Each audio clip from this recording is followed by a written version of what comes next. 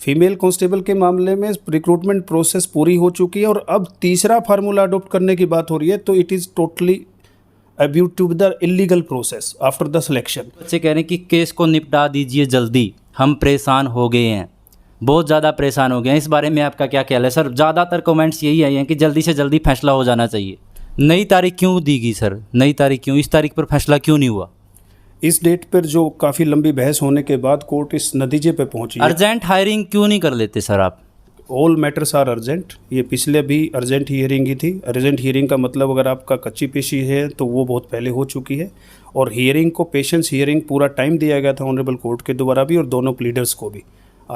जैसा कि मैंने आपको दिन में बताया था कि आज हमारी वकील साहब के साथ मीटिंग है हरियाणा पुलिस फीमेल कांस्टेबल का, जिन्होंने अपना केस ले रखा है, उसमें क्या होने वाला है और जो तारीख पे तारीख मिली जा रही है कोर्ट में, उसमें क्या हुआ है क्या नहीं हुआ है, उस बारे में हम बात करने वाले हैं। वकील साहब, सबसे पहले तो आप अपना परिचय दे दें। मेरा नाम जसबीर मोर है।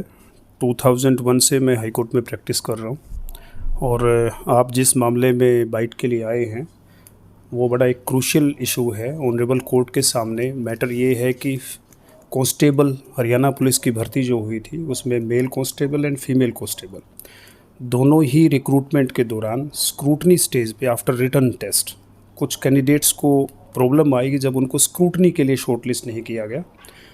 Without disclosing anything to the candidates, the sum formula has been adopted.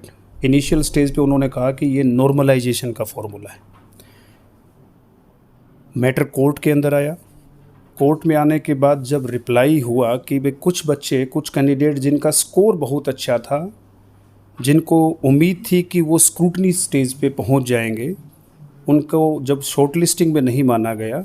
इस मैटर में रिप्लाई जब मांगा गया कोर्ट की तरफ से, staff selection commission comes with a plea that they have adopted a normalization method। Female constable का matter revise दो अकाउंट्स पे हो सकता है। एक अकाउंट पे सोशो इकोनॉमिक क्राइटेरिया के बेस पे, जिसके बारे में अभी हम बात नहीं कर रहे हैं, that is relates to the married female और नो जॉब एफिडेविट। बट जिस मूवमेंट के लिए आप बात कर रहे हैं, नॉर्मलाइजेशन इशू, परसेंटाइल इशू, तो ऑनरेबल कोर्ट के सामने जब रिप्लाई फाइल किया गया कमीशन के माध्यम से, उनका एक प्ली आया कि इंडियन स्टैटिस्टिकल इंस्टीट्यूट से उन्होंने एक ओपिनियन लिया, क्योंकि इस भर्ती के लिए keeping you the large number of the candidates, काफ़ी शिफ्ट्स में पेपर लिए गए थे। ओके सर, अभी जो पीछे हायरिंग हुई है 19 अप्रैल में, उसमें क्या बात हुई है सर? लास्ट हियरिंग में ऑनरेबल कोर्ट के सामने पूरा बंच मैटर था, जिसमें नॉर्मलाइजेशन परसेंटाइल इश्यूज़ के ऊपर मेल एंड फीमेल कांस्टेबल्स दोनों का इशू आया था। एसएससी की तरफ से जो रिप्लाई फाइल की गया, हम फिर उस पर बात कर रहे हैं। उसमें इशू ये बताया गया कि काफ़ी देर तक आर्ग्यूमेंट्स चली हैं, जिसमें मोर देन 40 मिनट्स तक आर्ग्यूमेंट्स हुए हैं। दोनों पक्षों की बातें सुनी है कोर्ट ने, और उसके बाद कुछ इंटरिम डायरेक्शंस दी। Okay sir. सर ये बताइए, क्या पक्ष विपक्ष के वकीलों की आपस में बहस भी हुई है? जो अभी कोर्ट ने तारीख दी थी 19 अप्रैल, उस तारीख में बहस भी हुई थी आपकी, मतलब किसी वकील के साथ बहस भी हुई थी? नहीं, इस तरह का यहाँ कोई प्रोटोकॉल और प्रोसीजर नहीं है जिसको आप आपसी बहस का मुद्दा बनाएं। हर पक्ष अपना पक्ष रखता है ऑनरेबल कोर्ट के सामने, और जो एडवोकेट जनरल ऑफिस हैं या कमीशन ऑफिस के कौंसल हैं वो अपना पक्ष रखते हैं, पिटिशनर कौंसल अपना पक्ष रखते हैं। क्वेरीज का जवाब ऑनरेबल कोर्ट का दिया जाता है। आपस में इस तरह की कोई बहस नहीं होती। नई तारीख क्यों दी गई सर? नई तारीख क्यों? इस तारीख पर फैसला क्यों नहीं हुआ? इस डेट पर जो काफ़ी लंबी बहस होने के बाद कोर्ट इस नतीजे पर पहुंची है कि एसएससी का रिप्लाई देखने के बाद पहले उन्होंने नॉर्मलाइजेशन मेथड अडॉप्ट किया, उसके बाद उन्होंने परसेंटाइल मेथड का हवाला दिया, और again after declaration of the final result in case of the female constable, I will repeat कि फीमेल कांस्टेबल का फाइनल रिजल्ट होने के बाद एक ओपिनियन लिया गया है इंडियन स्टैटिस्टिकल इंस्टीट्यूट से। Now they are going to adopt the equi percentile method. तो ये इशू पूरी तरह से ऑनरेबल कोर्ट के सामने समझाया गया है। पिटिशनर्स ने अपनी दिक्कतें बताई हैं, कमीशन की तरफ से अपीयर हुए कौंसल ने अपने तरीके से इस मैटर को समझाया है। अब माननीय कोर्ट ने कमीशन को एक डायरेक्शन दी है कि आपने जो भी फार्मूला जिस भी स्टेज पर अडॉप्ट किया है, हर एक भर्ती से करीबन 50 candidates, 50 male and 50 female, topper भी हो सकते हैं सीक्वेंस में, उन सब का रिकॉर्ड पूरी तरह से कोर्ट में दिखाया जाए, ताकि कैंडिडेट्स को, कोर्ट्स को, हर किसी को पता लग सके कि ये परसेंटाइल मेथड, नॉर्मलाइजेशन मेथड या इक्वी परसेंटाइल मेथड, उसके तरीके से डिफरेंस, मेरिट में कितना डिफरेंस आता है। अभी सर कौन से फार्मूले से रिजल्ट आने की बात हो रही है? As per commission now they are going to adopt the equi percentile method after declaration of the result. Equal percentile की जैसे आपने बताया, तो बहुत सारे विद्यार्थी 80% विद्यार्थी इसमें एग्री हैं कि इक्वल परसेंटाइल इज़ बेटर। तो आपका इस बारे में क्या मानना है सर? आपको पता चल गया होगा इक्वल परसेंटाइल के बारे में भी, इक्वल परसेंटाइल क्या है और परसेंटाइल क्या है, आपका इस बारे में क्या मत है? देखिए, इस सवाल का जवाब इस तरह से दिया जा सकता है, इसमें बात मत या मतभेद होने की नहीं है। यहाँ पे कौन सा फार्मूला बेटर है, कौन सा फार्मूला बेटर नहीं है, ये इशू नहीं है। Main issue is that thing कि क्या कोई फार्मूला अडोप्ट करने से पहले पब्लिक को बताया जाना चाहिए या नहीं। Answer in this situation is no. और second thing is that once the game is started, rules can not be changed. Here is the situation, game not only starts but it already finished। Female constable के मामले में recruitment process पूरी हो चुकी है और अब तीसरा फार्मूला अडोप्ट करने की बात हो रही है, तो it is totally about to the illegal process after the selection. तो आपका जो क्वेश्चन था किसी का अच्छा लगने का और किसी को बुरा लगने का, that is not the issue. Here is the issue of the principles कि क्या इलीगलिटी है, क्या ये अडोप्ट किया जा सकता है या क्या नहीं।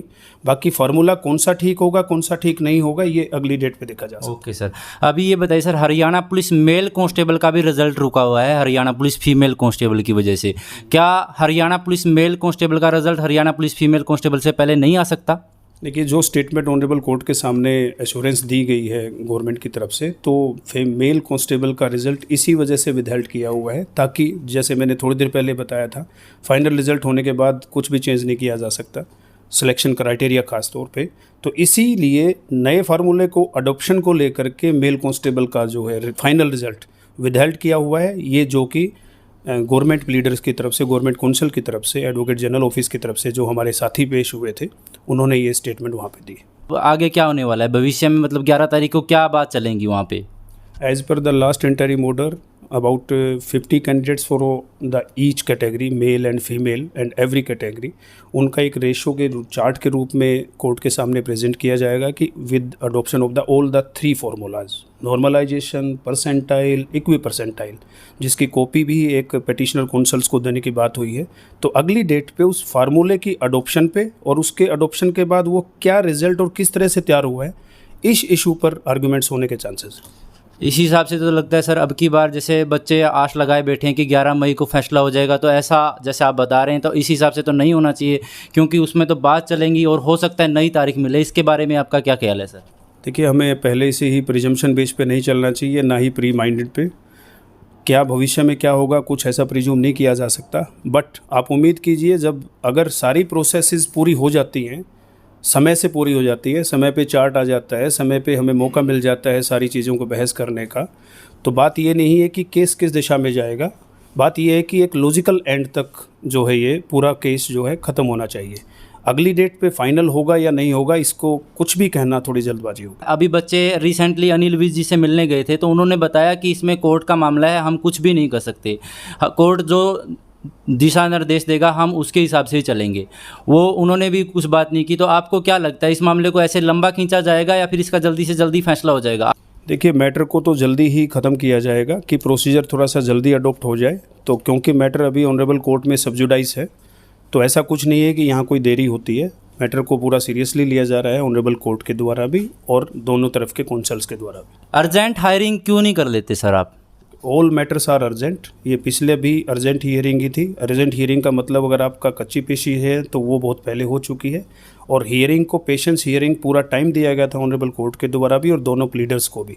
आर्ग्यूमेंट्स मोर देन 40 मिनट्स तक चली है और इसको लॉजिकल एंड तक पहुंचाने के लिए ही उनको डायरेक्शंस दी गई है। जैसे ही वो चार्ट आता है अगली बहस उस मुद्दे पे होगी कि उस चार्ट पे डिपेंड करता है कि कितना रेशो रहा है, डिफरेंस का कितना कम रहा है।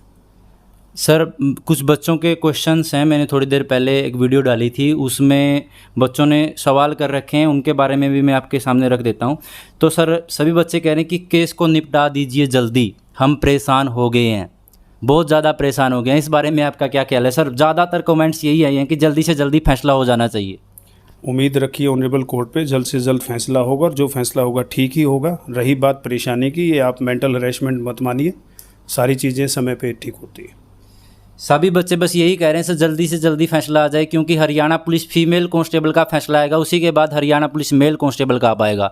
तो जब तक हरियाणा पुलिस फीमेल कांस्टेबल का फैसला नहीं आ जाता तो हरियाणा पुलिस मेल कांस्टेबल के विद्यार्थी जो बच्चे जिसने पास किया एग्ज़ाम वो भी परेशान है। तो इस सभी बच्चों का यही है कि सर जल्दी से जल्दी फैसला हो जाए, जितना जल्दी हो सके आप कोशिश कीजिए कोर्ट के सामने। बच्चों की जो ये परेशानी है, अगर आप सोशल मीडिया देखेंगे तो सोशल मीडिया पर सभी बच्चे जो है परेशान नज़र आ रहे हैं, सबका एचएससी से भरोसा उठ गया है। नहीं, फाइनल डिस्पोजल तो जल्दी हो जाएगा, इस पे आप विश्वास मानिए। पूरे के तीनों जो पक्ष हैं, केस करने वाले भी और कमीशन की तरफ वाले भी और ऑनरेबल कोर्ट, तीनों का ही ये प्रयास है कि मामले को जल्द से जल्द निपटाया जाए। ओके सर, आपसे मिलकर बहुत अच्छा लगा। और मैं कहूँगा सर आखिर में वीडियो ख़त्म होने वाली है, मैं ये कहूँगा कि जल्दी से जल्दी सर जितना हो सके आप कोशिश कीजिए इस मामले को जल्दी से जल्दी निपटाया जाए। अपनी तरफ से आप कोशिश कीजिए, जो भी परसेंटाइल मेथड या फिर नॉर्मलाइजेशन जो भी फार्मूला लगे उसको अच्छे तरीके से जान करके सर उसको आप कोर्ट में रखिए और उसका जल्दी से जल्दी निपटारा करने की कोशिश कीजिए। सर आपसे मिलकर अच्छा लगा sir, thank you. Thank you sir.